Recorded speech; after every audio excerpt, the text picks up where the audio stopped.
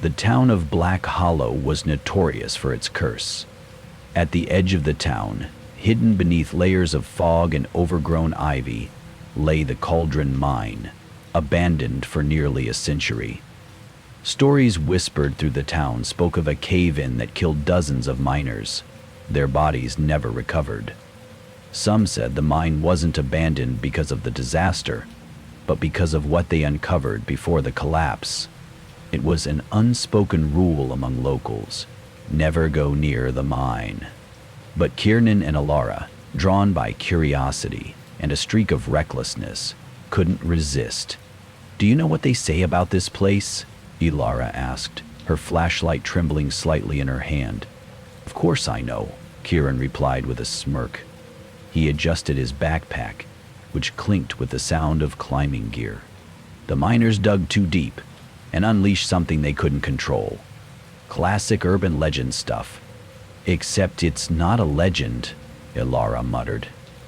"My grandmother used to tell me that the shadows move in Caldren Mine, that they follow you, and if you hear someone calling your name, it's already too late." "It's too late." "Creepy," Kieran said with a grin, "but I'll bet it's just an echo chamber down there. Nothing supernatural about sound bouncing around."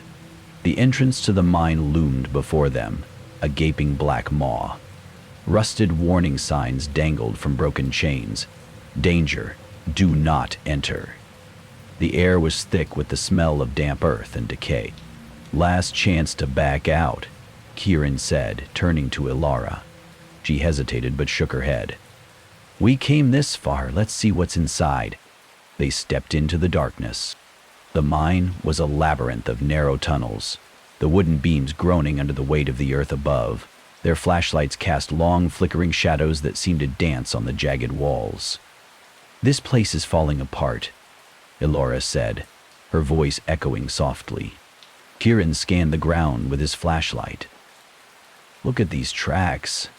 They're ancient. Makes you wonder how far they dug." The two pressed on, descending deeper into the mine. The temperature dropped sharply, and an unnatural stillness filled the air. Then they heard it, a faint scraping sound, like nails dragging across stone. "Did you hear that?"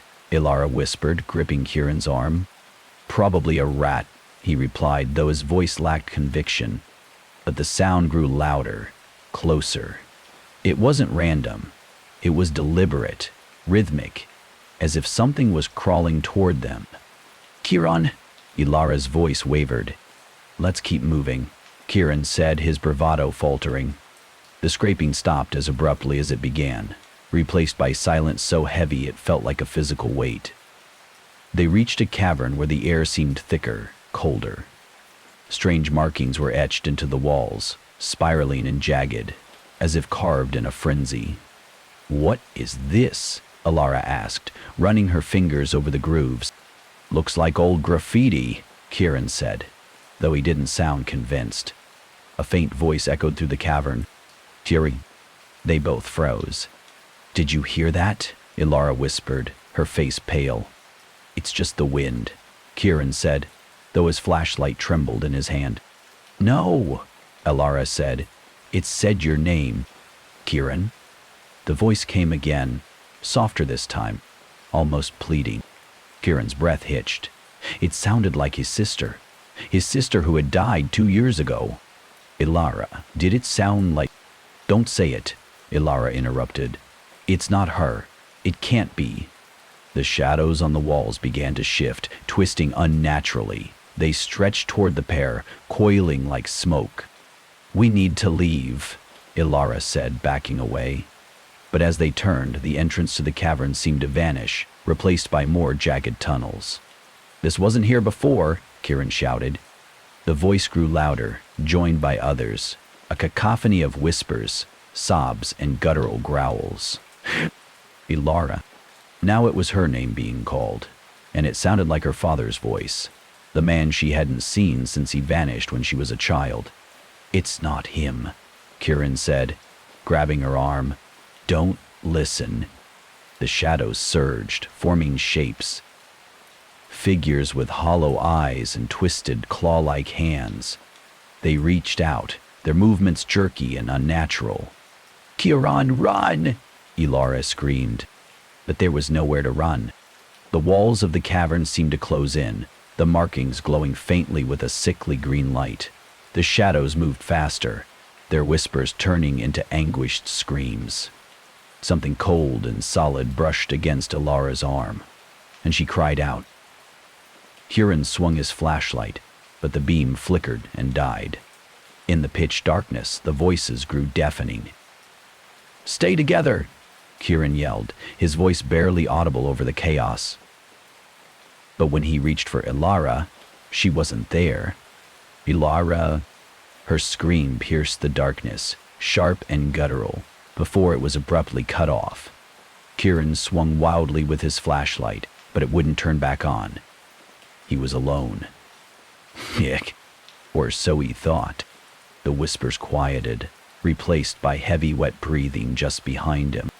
He didn't dare turn around. Kieran stood paralyzed in the suffocating darkness, the wet breathing inches behind him. His heart pounded so loudly it drowned out the remaining whispers. Slowly, he forced himself to move, gripping his flashlight like a weapon. "Elara?" he called out, his voice trembling. Elara cleared her throat. "Oh," no answer. The breathing stopped, but the weight of the presence remained, pressing down on him like the crushing walls of the mine. With a surge of adrenaline, Kieran spun around and swung his flashlight. It connected with nothing but air. "I have to find her," he whispered to himself, his voice shaking. He fumbled in his pocket for a flare and struck it. The sudden burst of light illuminated the cavern, revealing the horrifying truth. The shadows weren't just shapes. They were faces. Twisted, anguished faces of the miners who had been trapped here, their hollow eyes glowing faintly. Their bodies melded with the darkness as if they were a part of the mine itself. And there, at the far end of the cavern, stood Elara. "Elara!" Kieran shouted, running toward her. But something was wrong. She didn't respond. Her head tilted unnaturally, and her arms hung limply at her sides. As Kieran drew closer, he saw the faint green glow of the markings etched into her skin, pulsing like a heartbeat. "Elara, it's me. Snap out of it." He grabbed her shoulders, shaking her. Her eyes opened. They weren't her eyes anymore. They were black voids, endless and consuming. She smiled, but it wasn't Elara's smile. "They won't let us leave," she said in a voice that wasn't hers. It was layered, echoing, as if 1,000 voices spoke through her. "What are you talking about? Who won't let us leave?" Kieran demanded, shaking her harder. The shadows behind her began to move, writhing and twisting into a massive form. It was neither human nor beast, but something incomprehensible. Its limbs long and jagged, its body pulsating with the same green light as the markings. "We dug too deep," the creature hissed, its voice a low guttural roar. "And now we are in the dark, and so will you be." Kieran stumbled backward, dragging Elara with him. "No, I'm getting us out of here." But Elara resisted. Her movements were jerky, her body fighting against itself. "Juryman, listen to me," she screamed, her real voice breaking through for a moment. "You have to leave. You can still get out." "I'm not leaving without you," he shouted, tears streaming down his face. She grabbed his arm, her grip painfully tight. "It's too late for me. They've taken me, Kieran." "Go before they take you too." The shadows surged forward, their clawed hands reaching for him. Kieran turned and ran, his flare barely lighting the way. The tunnels seemed to stretch endlessly, twisting and closing in, as if the mine itself was alive and determined to keep him trapped. Behind him, Elara's screams echoed, mixing with the guttural howls of the creature. "Kieran, don't look back." But he did. Elara was no longer there. The creature loomed in the darkness, its massive form blocking the path. It let out a deafening roar, and Kieran fell to his knees, covering his ears. Kieran fell to his ears, and listened to the creature howl in pain. It let out another deafening roar, and Kieran fell to his knees, covering his ears. A voice whispered in his mind, soft, seductive, and terrifying. "You can't escape. You belong to us now." "Eternity Blade may," Eternity Blade replied, the first and the last words locked in a rival of senses. Kieran closed his eyes, clutching the flare. "No, I won't let this happen, Isabel." Summoning every ounce of courage, he lit his final flare and threw it at the creature. The burst of light momentarily stunned it, the shadows retreating.